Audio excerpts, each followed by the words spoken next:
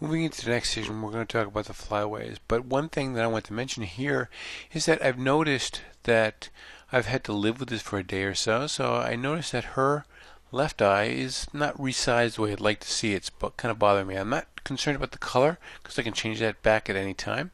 But for the eyes, I'd like there to be a layer above the very top.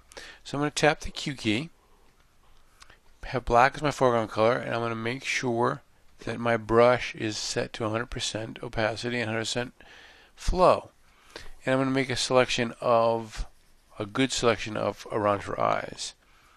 And then hit copy, merge, and edit paste. And that's going to put the resize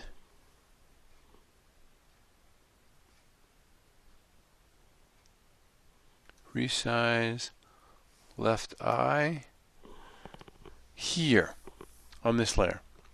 And what I'm going to do now is hit Command T to free transform and hold the Option Shift key to grow this from the middle. And I can make that eye a little bit bigger. I can rotate it a little bit. I can just swing that around this way so it looks a little bit straighter. Accept that, and I can add a layer mask if I need to. And with that layer mask, paint with black and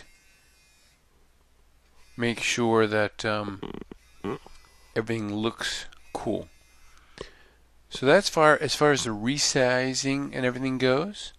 Now we're going to go to closing this. Now I just know that if I go back and I want to change the size or change the color or anything of that this is going to be over the top. So I'd have to turn that off and change the color and then resize that again accordingly. But that's a minor issue as far as the overall flexibility of the file. So moving to the flyaways. Flyaways and the hair body are the first things we want to handle.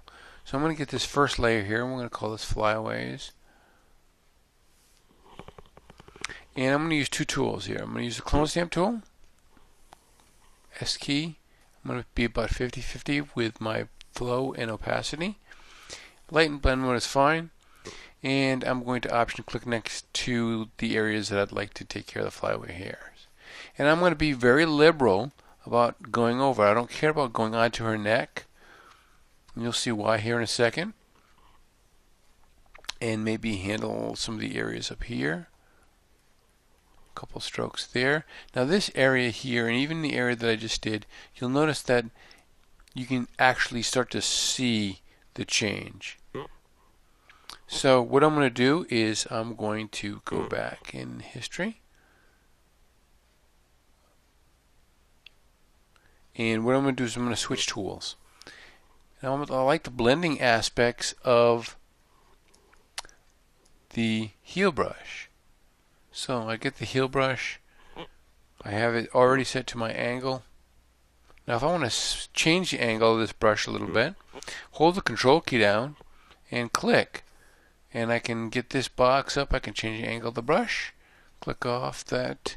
And now I can option click and change that. And the nice thing about using the heel brush for stuff like this is it's going to blend, and we want it to blend with that background because that's part of the problem that we're going to have with it not working. So this works really well with flyaways.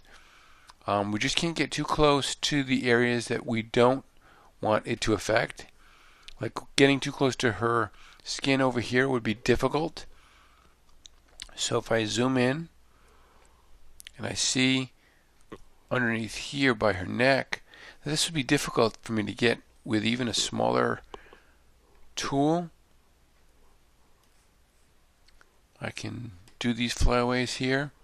But if I want to get close here, the clone stamp tool is probably a better choice. Getting a smaller clone stamp tool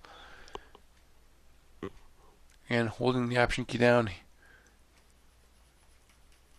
and dropping that in. And again, I'm not too concerned about getting too close to the skin. You can see I'm getting in too far here. But I've got a good now blend. So now what I do with the flyaways is I add a mask.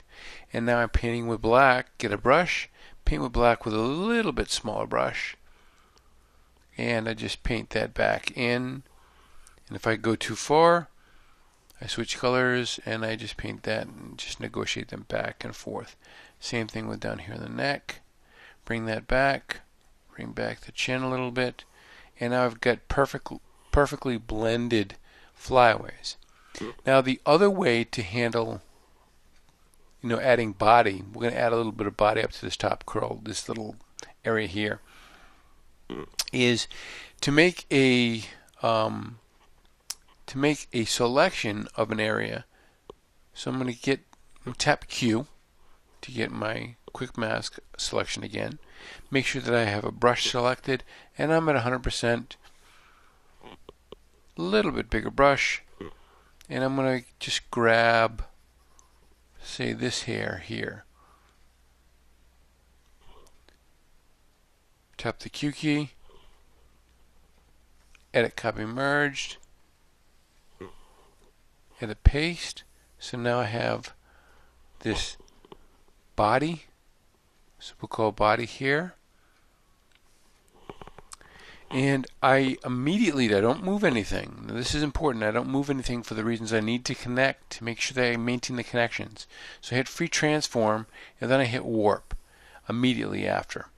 And I'm not looking to move anything, but just push the body down a little bit. And you're going to do this in sections.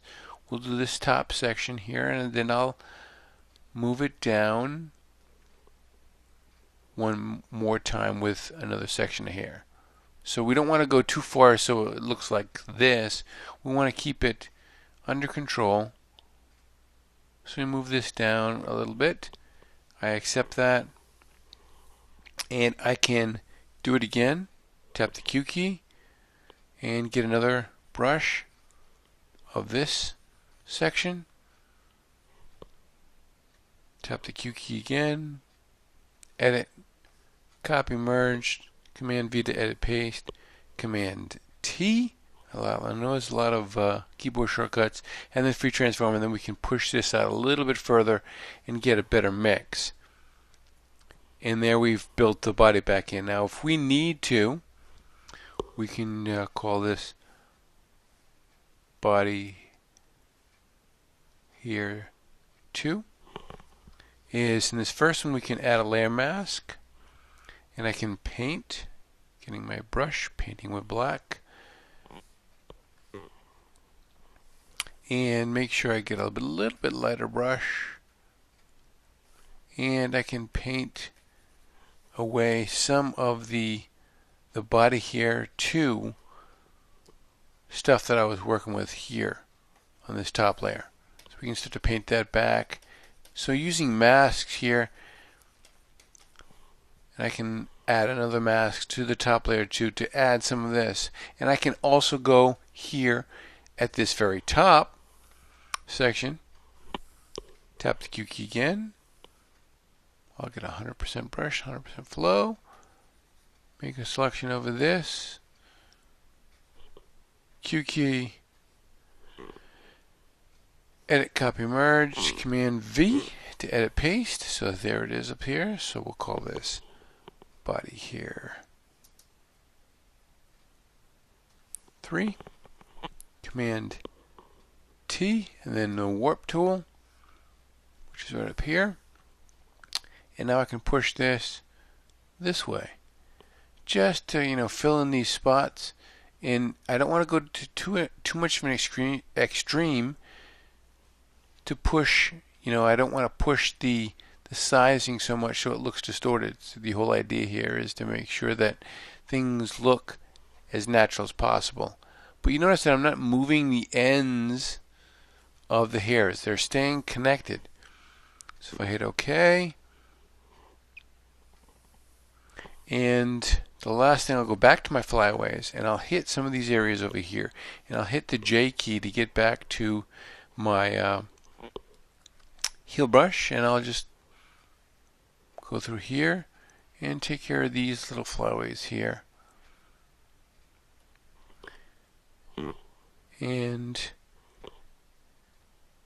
hit the S key for my clone stamp tool, Option, and do this because I'm getting close to this edge and I don't want to get too close.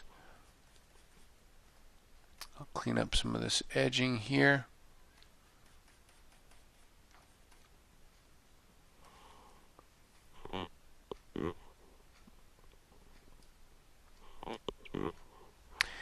And what we're looking at now is an area that we have restored body in the top. So we've got these three body sections, and then we have taken away some flyaway hairs. So we've taken away the flyaway hairs, and we've added some body back into the hair. Now we're going to go to a much further extent with this. I mean, you could take away a little bits here and here, but it's more of the same method over and over again.